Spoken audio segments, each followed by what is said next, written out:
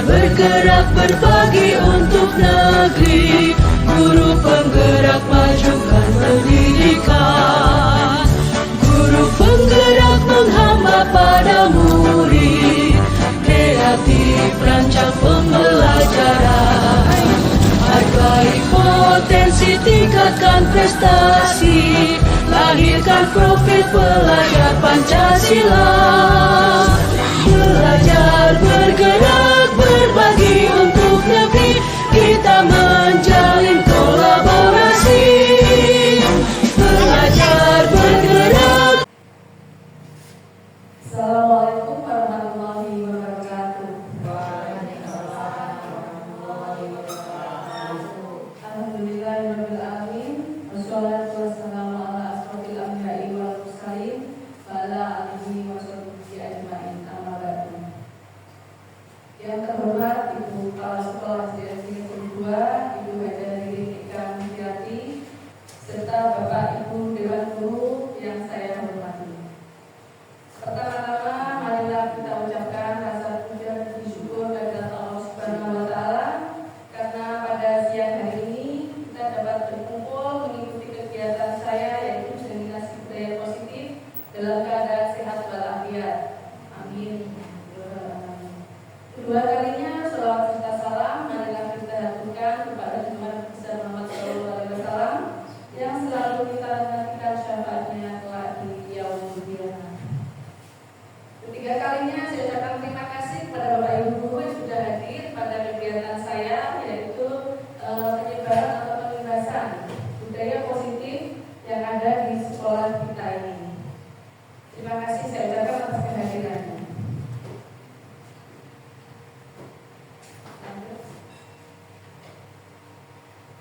Berikut susunan acara yang akan saya bacakan. Yang pertama yaitu pembukaan, yang kedua menyanyikan lagu Indonesia Raya, yang ketiga yaitu sambutan dari Kepala Sekolah SD Negeri 2, yang keempat yaitu penyampaian materi penerapan budaya positif, dan yang keempat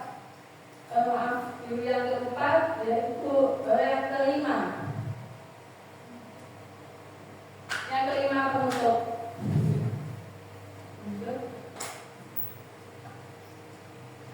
Memasuki acara pertama yaitu pembukaan. Marilah acara ini kita buka dengan bacaan Yaumul Kitab bersama-sama. Al-Fatihah.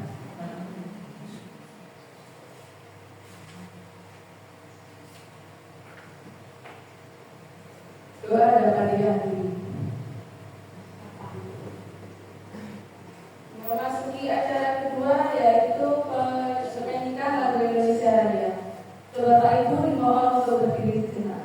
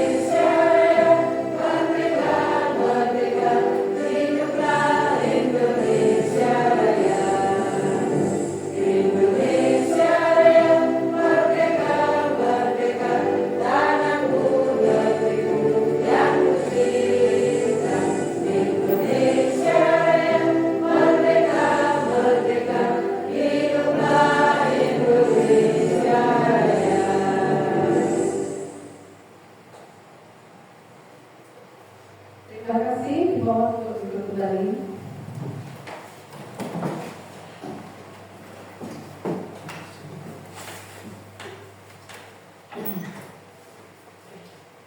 Memasuki acara berikutnya yaitu sambutan yang akan disampaikan oleh Ibu Kepala Sekolah TNI 2. Waktu dan tempat untuk Bu Didi dipersilakan.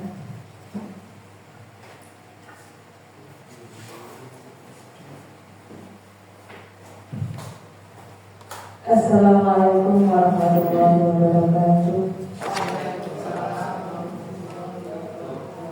Bismillahirrahmanirrahim. Alhamdulillahirabbil alamin. Wassalatu wassalamu ala asyrofil anbiya'i wal mursalin sayyidina Muhammadin wa ala alihi wasahbihi ajma'in. Pertama-tama marilah kita panjatkan puja dan puji syukur kita atas kehadiran Ilahi Rabbi yang mana di siang hari ini kita masih diberikan kesehatan, kenikmatan sehingga kita bisa melaksanakan tugas hari ini dengan sebaik-baiknya. Amin amin ya rabbal alamin. Kedua kalinya tak lupa pula sholawat serta salam kita aturkan pada junjungan kita Nabi besar Muhammad SAW, yang mana beliau telah membawa kita dari zaman kegelapan menuju zaman yang terang seperti sekarang ini.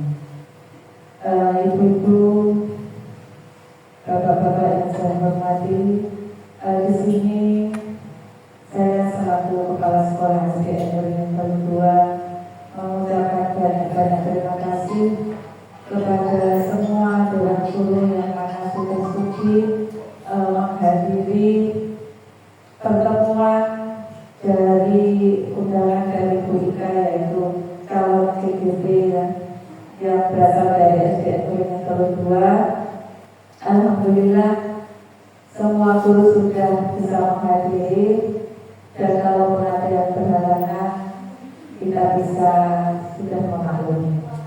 Kemudian di sini Bapak Ibu, di sini untuk materi PGB yang hari ini dilaksanakan yaitu mengenai diseminasi atau penyebaran budaya positif, di mana nanti akan dijabarkan oleh Bu Ika bagaimana budaya positif itu berupa apa dan bagaimana bentuknya nanti akan disampaikan oleh Bu Ika. Jadi di sini Bapak Ibu yang masih belum menjadi PGB, ini adalah suatu pembelajaran bagi kita semua. Saya pun juga tidak ikut PGB, jadi saya juga masih belajar.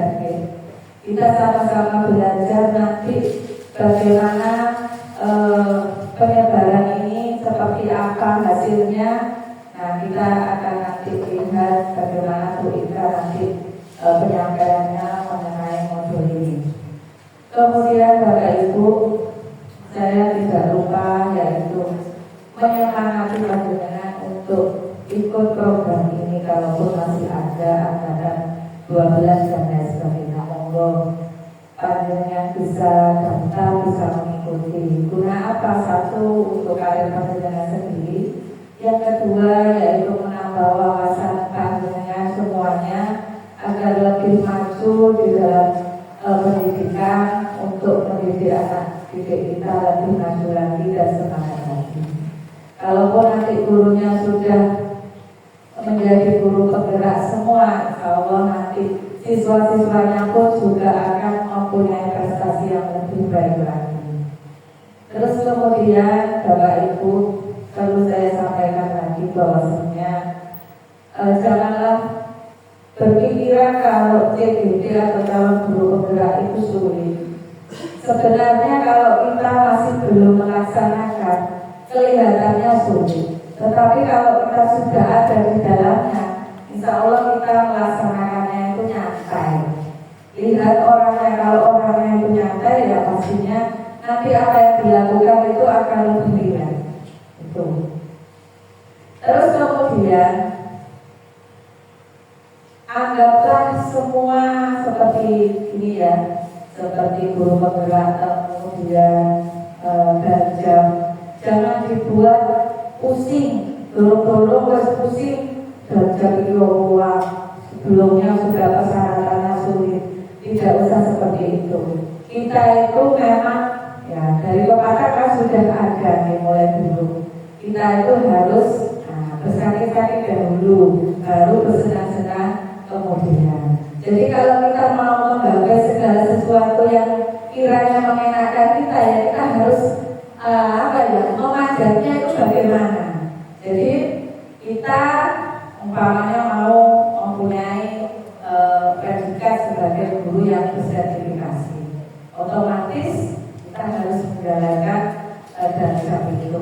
Ya meskipun sekarang itu sudah enak, sudah pakai online sebenarnya lebih enak. Kalau saya seperti bahasa Buber dan Pak Roman dulu itu harus sekitar 15 hari itu harus menginap di hotel dan harus selesai. Kalau tidak lulus bisa tahu depannya lagi. Kalau sekarang insya Allah akan diluluskan semua karena memang mau menghabiskan ini. Jadi programnya pemerintah, kenapa kok harus berurutan dengan umur? Ya karena itu disamakan seperti kita yang sudah tua-tua ini dulu. Jadi ya sama kita juga sesuai urutan umurnya juga. Sama guru bantu juga demikian. Biar apa? Biar tidak ada kesenjangan. Kalaupun ibu guru atau bapak guru itu ada yang barusan diangkat, baru dapat 1 tahun di akademi gagal, ternyata sudah dapat panggilan darjat, itu sudah alhamdulillah. Nah, mohon nanti ini yang bagian darjat. Nah, kemudian kalau sudah ada CGP lagi, pendaftaran lagi, monggo yang lainnya itu ikut. Karena apa? Kita tidak tahu ke belakangnya, apakah kita itu nanti peraturan itu berubah, ya. Kita harus begini, kita harus begini. Kalau sudah melalui CGP ini sudah selesai dengan sertifikatnya, darjatnya sudah selesai, ada program seperti ini, pemerintah berubah dan lain sebagainya, kita sudah enak, sudah posisi aman. Kalau kita masih belum, sertifikasinya belum, CGP-nya lagi belum, saya nggak mau jadi kepala sekolah, nggak mau jadi pengawal. Bukan, DGP itu tidak harus jadi kepala sekolah ataupun menjadi pengawas. Ya, jadi banyak juga DGP yang masih belum jadi pengawas, jadi KS juga banyak. Mereka apa? Satu intinya adalah menambah ilmunya, menambah pengetahuannya dengan adanya program baru. Kita juga tidak tahu apakah nanti sesudah Pilpres itu menterinya hadir atau ada program yang lain selain CGP, kita juga belum tahu. Jadi selama ini mungkin masih 2024 itu masih CGP ya mereka. Untuk angkatan 12-nya saya kurang tahu, kayaknya belum ada. Saya tahunya seperti itu. Jadi mohon kalau kita mendengar atau punya informasi masalah CGP, monggo dicoba diikuti.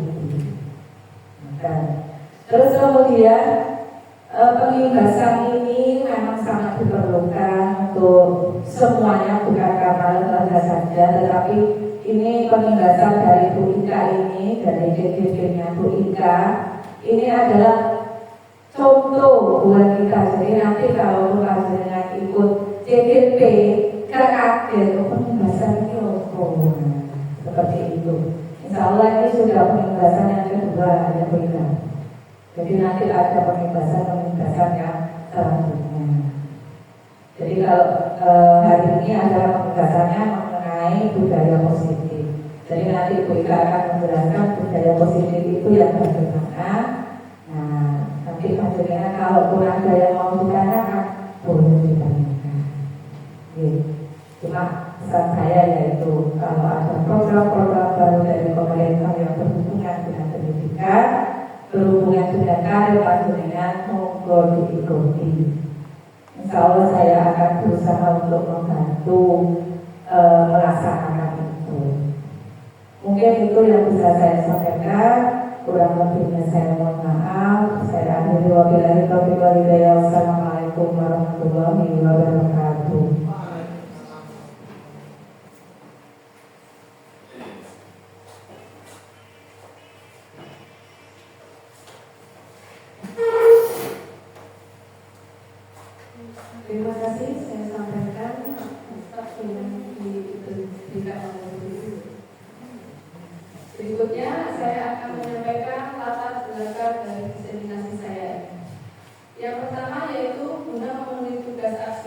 modul 1.4 tentang budaya positif.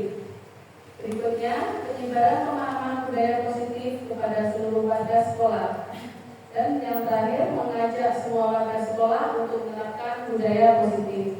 Jadi untuk Bapak Ibu, nanti misalkan yang dengan anggap baik menurut dengan kita bersama-sama, yang menurut dengan tidak baik, jangan dilakukan.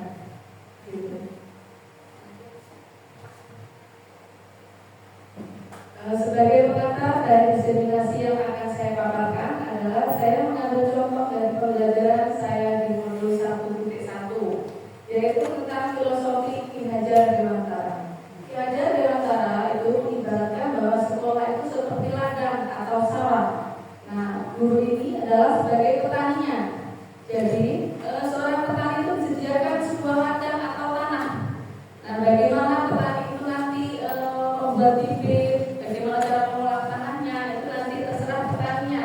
Apakah dia ini bibitnya unggul, bagus, maka dia harus memupuk, mengairi, kemudian menghindarkan dari rumput-rumput liar, maksudnya seperti itu. Sama halnya seorang guru.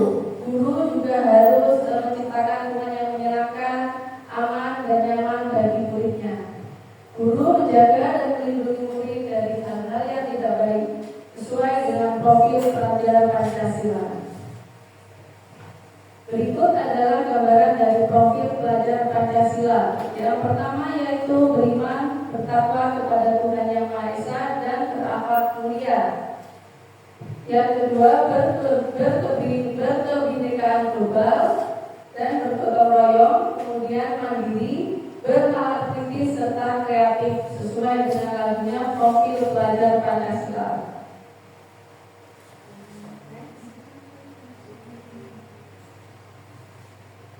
Berikut penyampaian materi penerapan budaya positif yang akan saya sampaikan.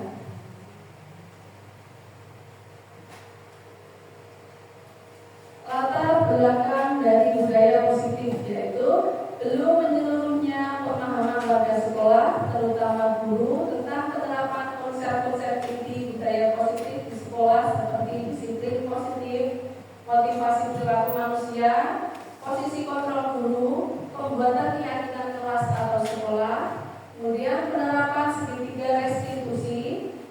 Diharapkan jika konsep inti tersebut dipahami oleh seluruh warga sekolah, maka akan terbangun budaya positif yang baik di lingkungan sekolah.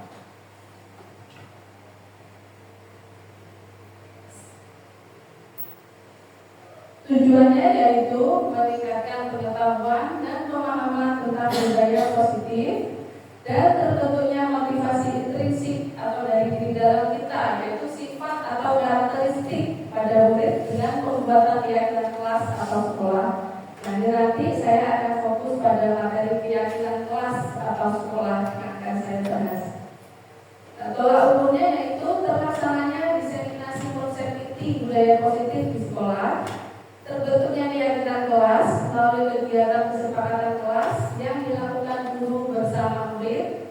Kemudian murid dan guru konsisten dalam menjalankan keyakinan kelas yang sudah disepakati. Kemudian terlaksananya penyelesaian masalah siswa menggunakan segitiga restitusi.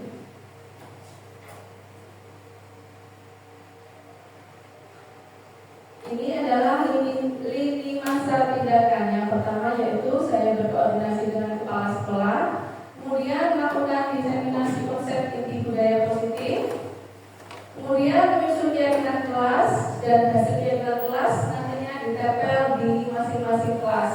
Jadi setiap kelas nanti saya harapkan mempunyai poster atau iklan yang menunjukkan bahwa itu adalah sebuah keyakinan kelas.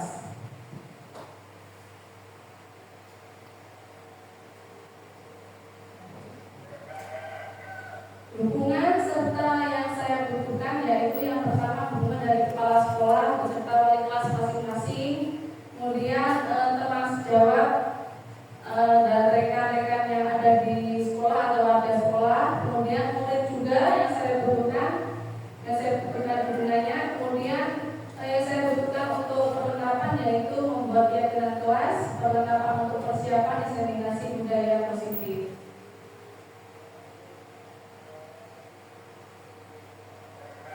Karena sekarang sudah siang, semuanya tegang, mau kita ice breaking terlebih dahulu. Monggo ada yang mau memberikan contoh ice breaking? Guru kelas 1 mau ice breaking di depan, monggo. Dari saya sendiri? Dari saya sendiri, baik. Bapak Ibu, dimohon untuk berdiri sejenak. Biar kita tegak.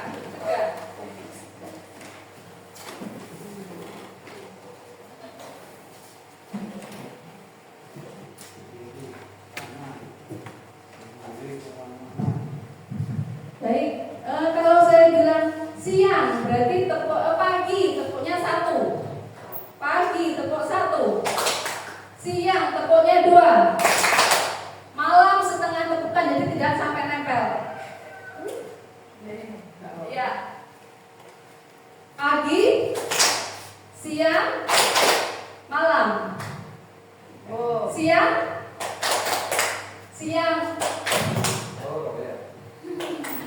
Kurang fokus Pak, monggo. Pagi, siang, malam, siang, pagi. Kurang fokus Pak Basnya. Maklum sudah jam siang. Baik, terima kasih Bu. Monggo duduk kembali. Ternyata ini juga menguras konsentrasi kita karena kita mengadakan kegiatan ini di siang hari. Terima kasih. Berikutnya yaitu budaya positif. Apa budaya positif? Budaya positif adalah perwujudan dari nilai-nilai atau keyakinan universal yang diterapkan di sekolah.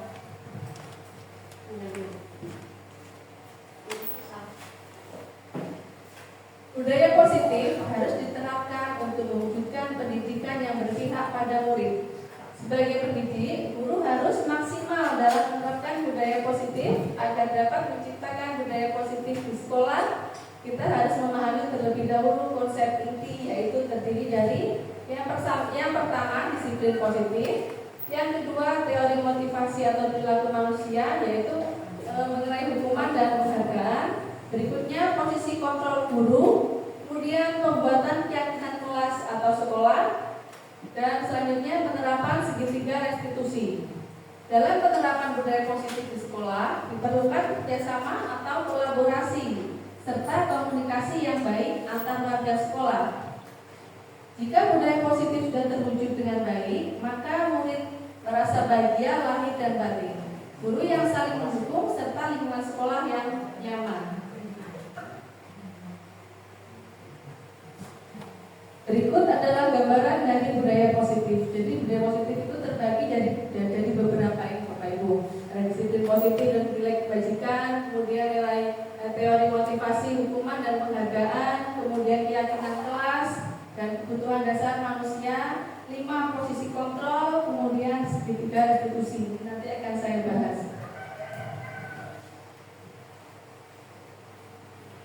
Disiplin positif adalah bagian dari budaya positif. Jadi disiplin positif itu merupakan salah satu cara penerapan disiplin yang bertujuan untuk menumbuhkan kesadaran serta memberdayakan anak untuk melakukan sesuatu tanpa sogokan, ancaman maupun hukuman. Berikut adalah contoh-contoh penerapan budaya disiplin positif.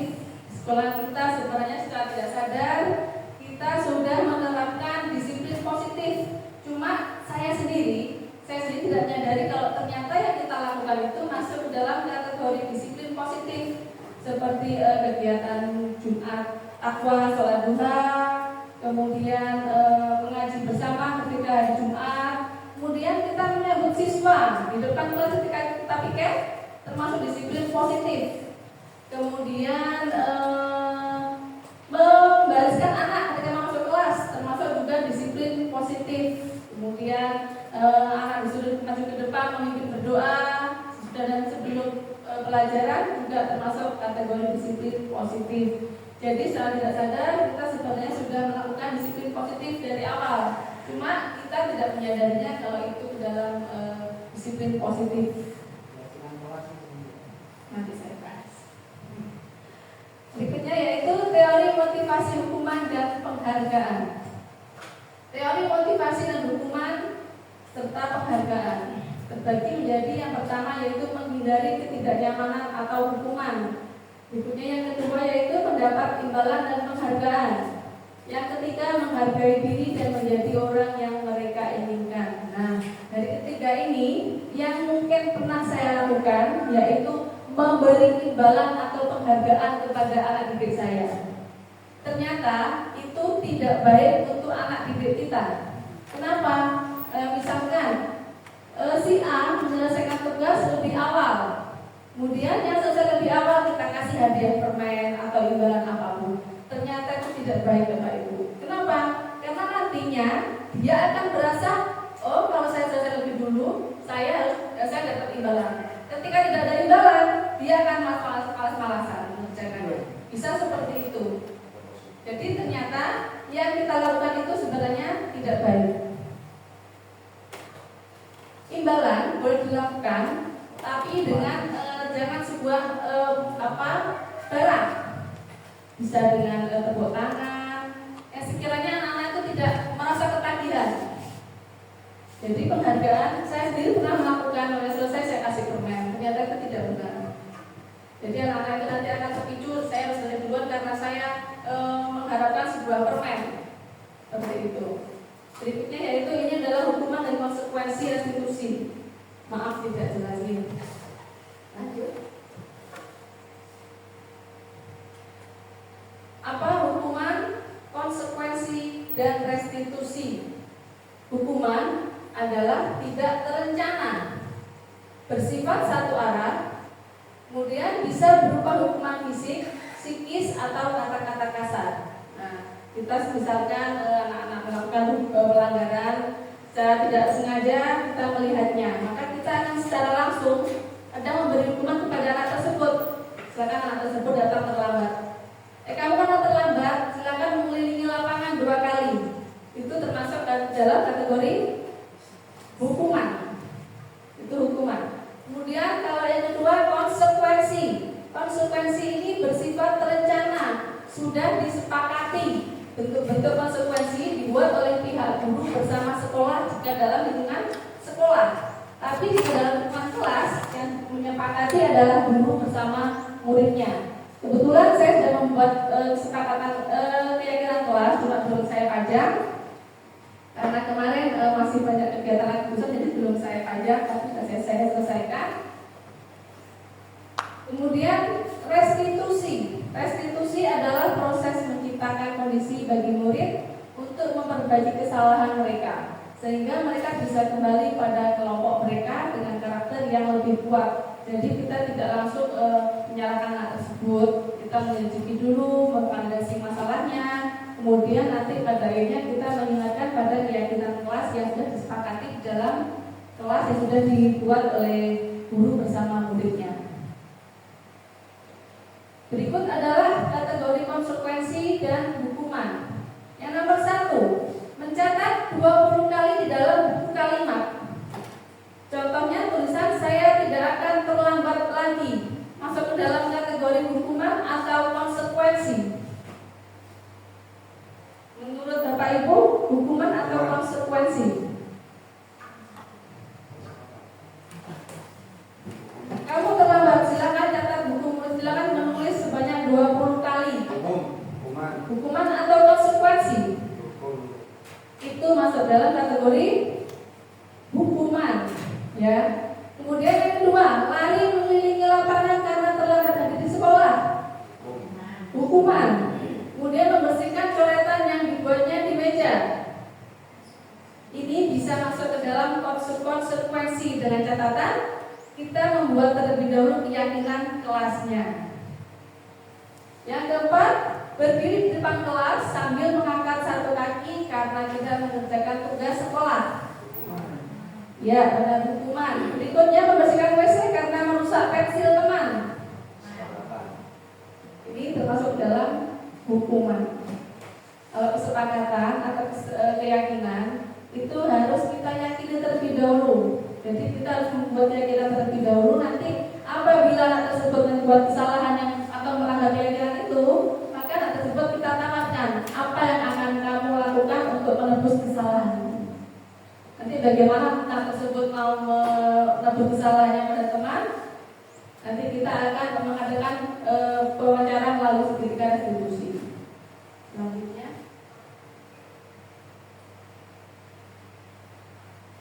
keyakinan kelas, itu yang berikutnya keyakinan kelas. Mengapa keyakinan kelas bukan peraturan kelas?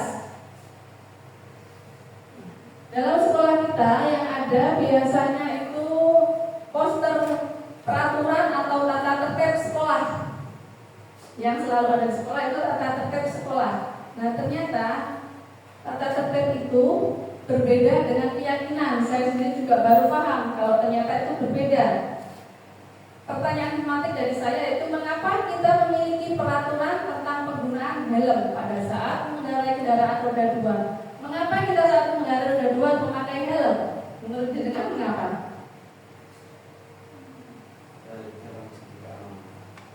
Yang pertama menurut Abbas karena untuk keamanan. Yang kedua mematuhi peraturan. Nah, ada dua jawaban yaitu keamanan dan peraturan. Yang peraturan berarti masuk ke dalam kategori apa? Peraturan itu adalah peraturan yang ditentukan oleh pemerintah. Nah, kalau keamanan itu masuk ke dalam kategori keyakinan untuk keselamatan kita. Kita tidak diwajibkan memakai, tapi karena kita untuk menyelamatkan diri kita, makanya kita harus memakainya. Berikutnya yaitu mengapa kita memiliki peraturan tentang penggunaan masker. Sama juga peraturan yaitu harus memakai masker dan mencuci tangan. Itu adalah peraturan untuk kesehatan. Ya. Sebenarnya kalau dari pemerintah itu memang sudah dianjurkan. Jadi dari pemerintah itu terbentuk peraturan. Kalau untuk dari segi kita untuk kesehatan.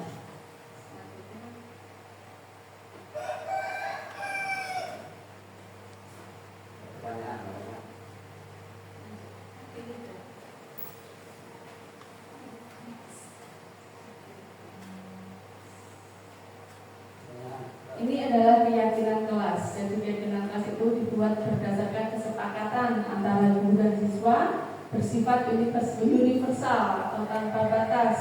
Kalau peraturan biasanya dibuat oleh guru yang bersifat satu arah dan kalimatnya cenderung positif. Misalkan kalau peraturan itu jangan makan di dalam kelas, atau kerjakan peraturan yang dalam kelas, apalagi contohnya. Jangan apa? Jangan membuang sampah sembarangan. Kata-kata jangan itu identik dengan negatif. Coba kata-kata jangan kita ganti dengan jagalah kebersihan dalam kelas. Nah, itu kita berubah dari peraturan menjadi keyakinan kelas. Jagalah kebersihan dalam kelas. Itu berupa keyakinan. Kemudian jangan bertengkar ketika pelajaran berlangsung atau ketika pelajaran dimulai. Itu masuk kategori peraturan. Kalau kita ubah menjadi keyakinan kelas, bagaimana? Jagalah tata tertib ketika pelajaran, masuk ke dalam kategori keyakinan kelas. Jadi sudah tahu bedanya Bapak Ibu, keyakinan dan peraturan. Saya berharap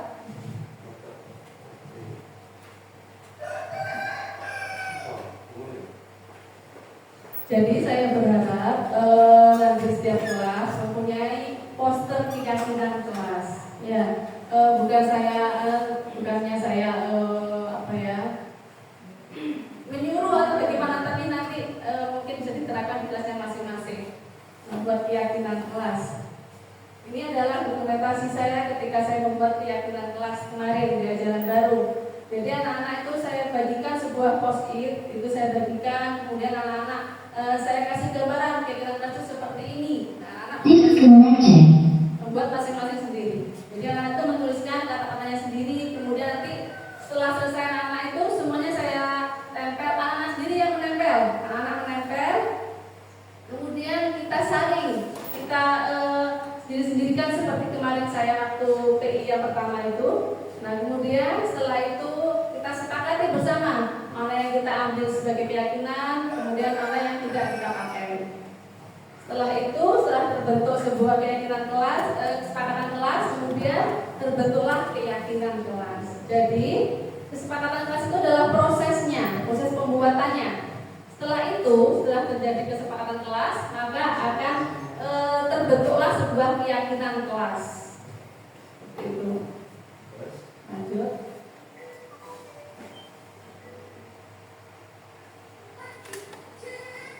Ini adalah contoh ketika saya menerapkan disiplin positif, menerapkan keyakinan kelas.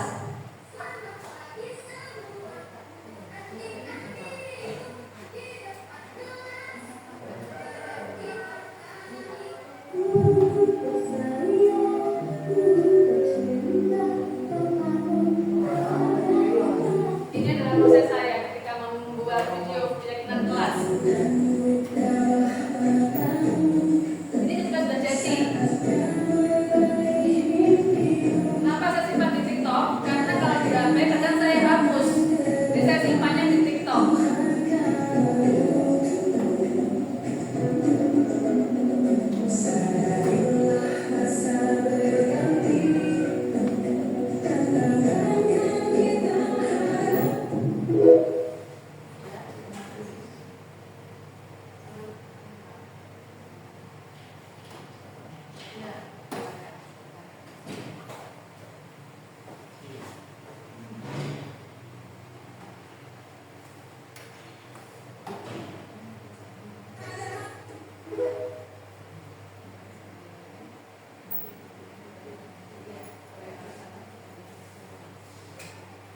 Selanjutnya yaitu kebutuhan dasar manusia. Yang pertama yaitu bertahan hidup. Yang kedua kasih sayang dan rasa diterima atau psikologis. Yang ketiga yaitu penguasaan. Yang keempat kebebasan. Dan yang kelima kesenangan. Lanjut.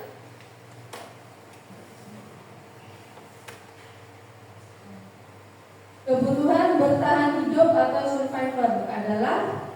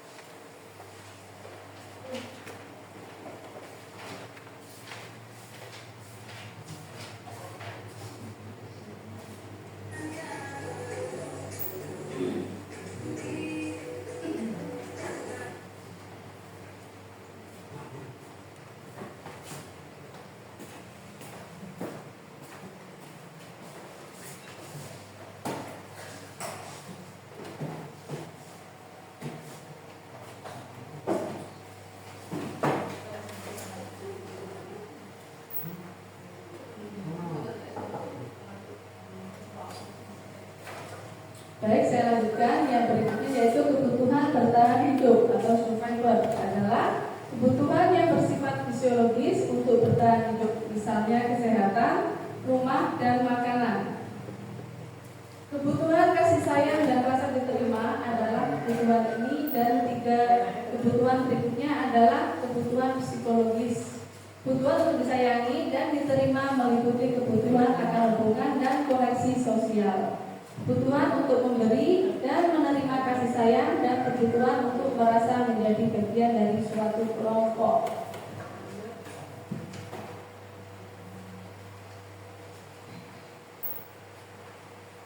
Kebutuhan penguasaan adalah berhubungan dengan kekuasaan untuk mencapai sesuatu, menjadi kompeten, menjadi terampil, diakui atas prestasi dan keterampilan kita, didengarkan, dan memiliki rasa harga diri. Kebutuhan kebebasan adalah untuk bebas.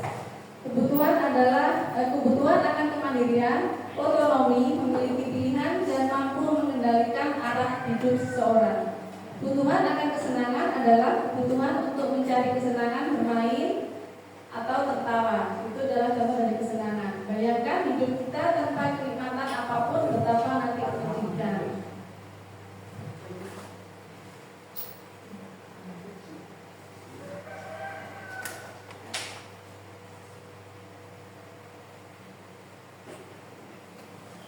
Lanjut.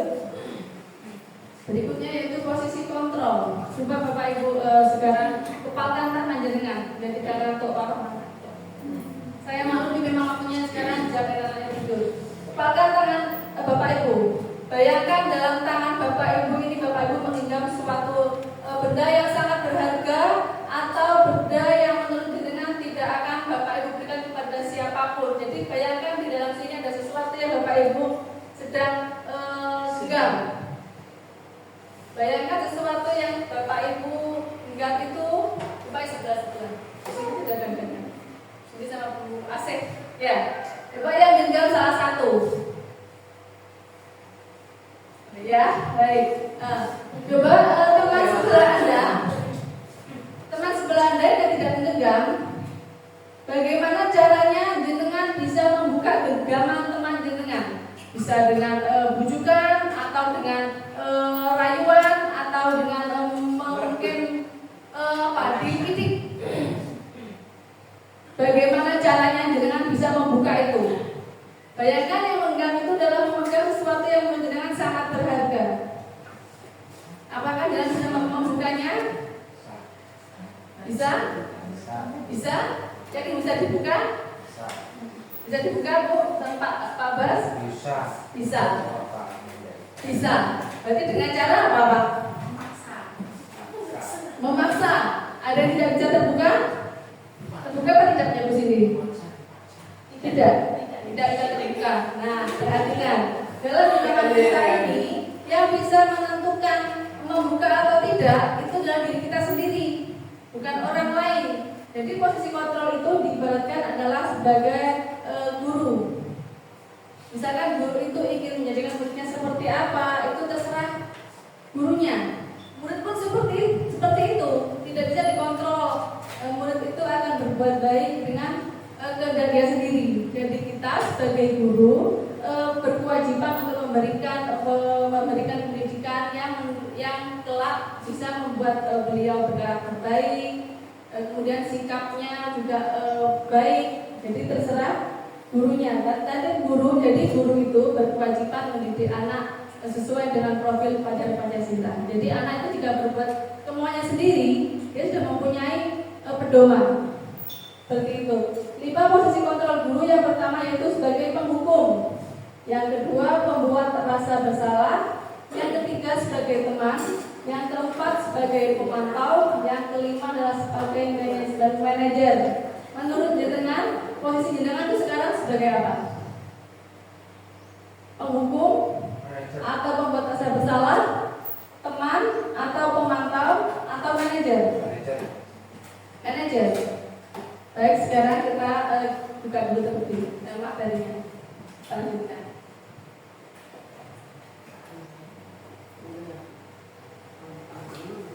Penghukum itu adalah seorang penghukum bisa menggunakan hukuman fisik maupun verbal. Guru yang menerapkan posisi penghukum akan berkata, patuhi aturan saya atau awas atau kamu selalu saja salah. Posisi penghukum biasanya menggunakan nada berbicara suara tinggi, bahasa tubuh kemudian mata melotot dan jari menunjuk-nunjuk menghardik. Nah itu nanti akan menghasilkan kemungkinan murid marah dan mendendam atau bersifat lebih agresif. Bisa jadi sesudah kembali duduk murid tersebut akan mencoret-coret bukunya atau meja tulisnya lebih buruk lagi. Sepulang sekolah murid melihat motor atau mobil bapak ibu guru dan akan menggores kendaraan tersebut dengan paku, mungkin karena dia dendam dengan apa yang tadi sudah dilakukan oleh gurunya. Itu adalah posisi penghukum. Berikutnya, pembuat rasa bersalah.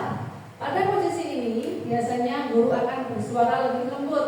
Misalnya, ibu sangat kecewa sekali dengan kamu. Berapa kali Bapak harus memberitahu kamu ya, lebih lembut suaranya. Kemudian gimana coba kalau orang tua kamu tahu kamu membuat begini? Maka anak tersebut akan menimbulkan rasa seperti pembuat rasa bersalah. Oh iya, saya bersalah. Itu adalah pembuat rasa bersalah. Nah, di posisi ini, murid akan memiliki penilaian diri yang buruk tentang diri mereka atau dirinya sendiri. Murid merasa tidak berharga dan telah mengecewakan orang yang disayanginya. Pembuat merasa bersalah biasanya menggunakan nada suara memelas atau halus atau sedih. Kemudian bahasa tubuh merapat pada anak atau lesu. Nah, nanti yang dihasilkan yaitu murid akan merasa bersalah telah mengecewakan ibu atau bapak gurunya, dan murid akan merasa menjadi orang yang gagal dan tidak sanggup membahagiakan orang lain. Biasanya ini saya sendiri pernah melakukan ketika saya sudah merasa putus asa. Murid saya kok sudah berkali-kali membuat kesalahan, maka saya melakukan hal itu. Ternyata itu tidak boleh juga Bapak Ibu. Berikutnya yaitu yang ketiga, teman. Guru pada posisi ini tidak akan menyakiti murid, namun akan tetap berupaya mengontrol murid melalui persuasi. Posisi teman pada guru bisa negatif ataupun positif. Misalnya, ayo bantulah demi Bapak ya. Jadi lebih agak nadanya lebih agak merendah. Ayo ingat tidak bantuan Bapak selama ini. Ya sudah, kali ini tidak apa-apa, nanti Ibu bantu bereskan. Nah, seperti itu. Jadi nadanya seperti kita berbicara dengan teman. Hal negatif dari posisi teman adalah bila suatu saat guru tersebut tidak membantu, maka murid akan kecewa dan berkata, saya pikir Bapak atau Ibu teman saya. Betul, ketergantungan. Murid merasa dikecewakan dan tidak mau lagi berusaha. Kemudian nada yang cenderung dikeluarkan oleh guru yaitu nada suara ramah. Kemudian bersikap lebih akrab dengan murid dan lebih mungkin agak bercanda. Kemudian bahasa tubuh merapat pada murid, mata dan senyum jenaka. Jadi lebih agak bergurau, tidak serius. Nanti yang dihasilkan yaitu murid akan merasa senang dan akrab dengan guru. Ini termasuk dampak yang positif. Hanya saja di posisi negatif menjadi tergantung pada guru. Bila ada masalah, dia merasa bisa mengandalkan guru tersebut untuk membantunya. Betul Pak tadi. Jadi tergantung, misalnya tergantung. Berikutnya yaitu penghukum. Sebenarnya pemantau. Mohon maaf, ini pemantau. Pemantau berarti mengawasi. Pada saat kita mengawasi, kita bertanggung jawab atas perilaku orang-orang yang kita awasi. Posisi pemantau berdasarkan pada peraturan-peraturan dan konsekuensi. Misalnya peraturan apa yang telah kamu lakukan, kemudian sanksi atau konsekuensinya apa. Nah, itu adalah posisi pemantau. Nada suara datar, bahasa tubuh yang formal. Nah, hasilnya murid memahami konsekuensi yang harus dijalankan karena telah melanggar salah satu peraturan sekolah. Guru tidak menunjukkan suatu emosi yang berlebihan, menjadi marah atau membuat merasa bersalah. Lanjut.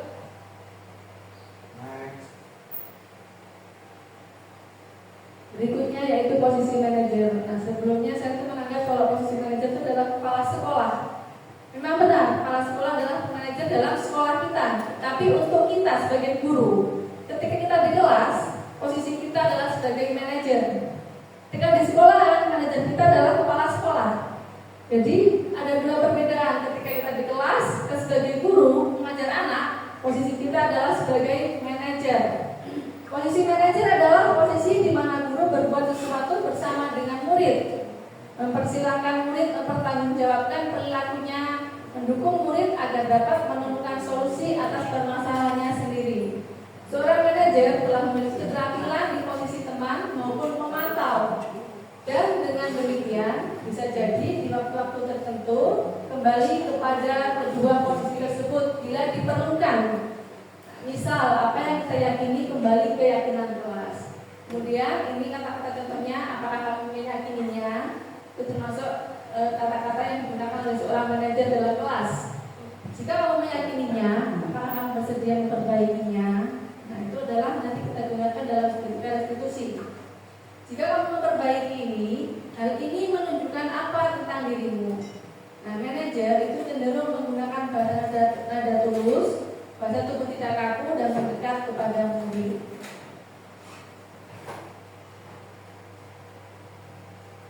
Nah, sekarang adalah segitiga restitusi. Pengertian restitusi itu adalah proses menciptakan kondisi bagi murid untuk memperbaiki kesalahan mereka, sehingga mereka bisa kembali pada kelompok mereka dengan karakter yang kuat. Itu menurut Gosser.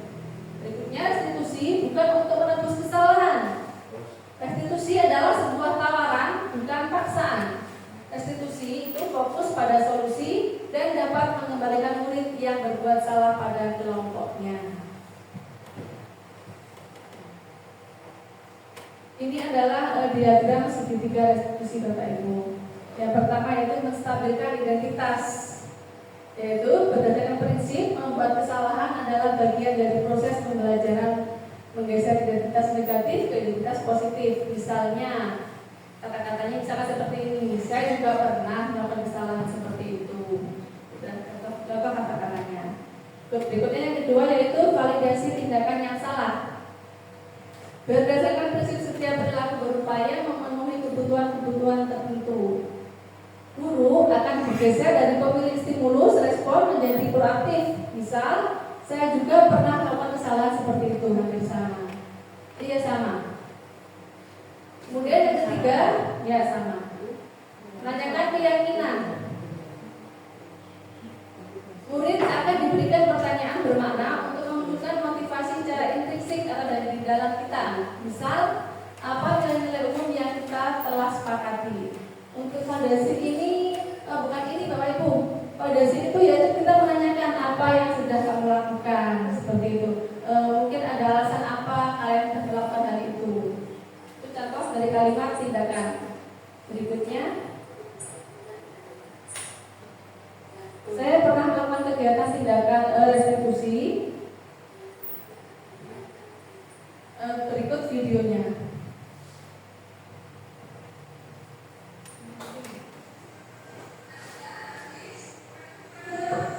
Ini kemarin saya praktek restitusi di kelas.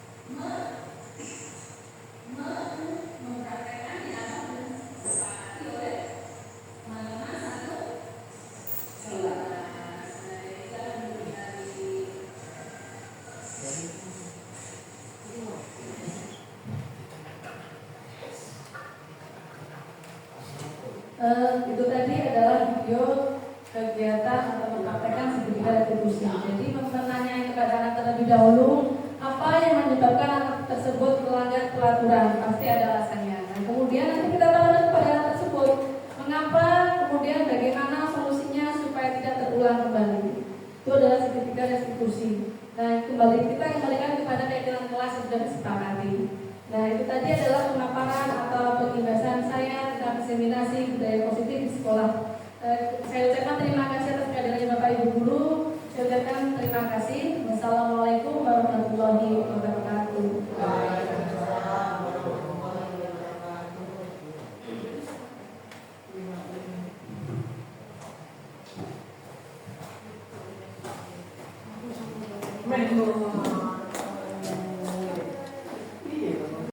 Baik Bapak Ibu, untuk sesi berikutnya yaitu sesi umpan balik. Monggo untuk Bapak Ibu yang memberikan umpan balik kepada saya persilahkan. Monggo Pak Bas.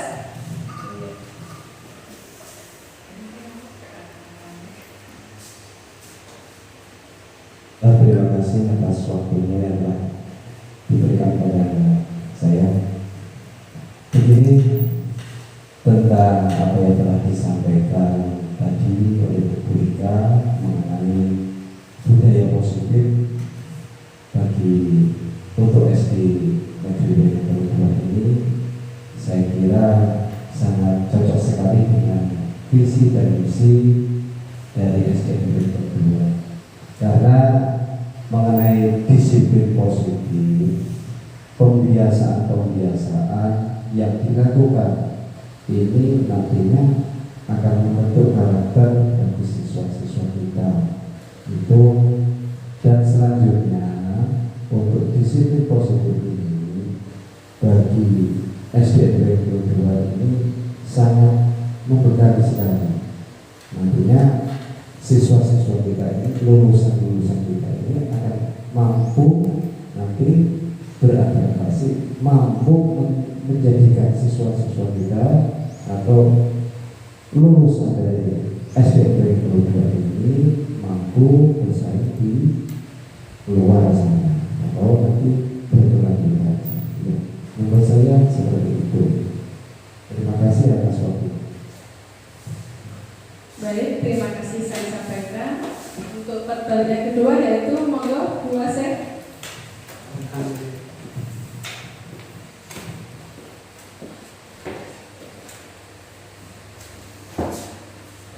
Terima kasih untuk waktu yang diberikan. Menurut saya kegiatan ini sangat bermanfaat, membuka pengetahuan kita tentang kegiatan disiplin positif.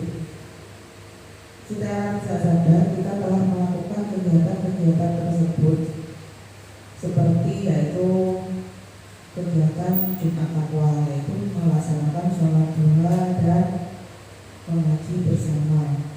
Secara tidak sadar kita sudah melakukannya, dan ini menambah pengetahuan saya bahwa kita perlu melaksanakan itu untuk membentuk karakter siswa.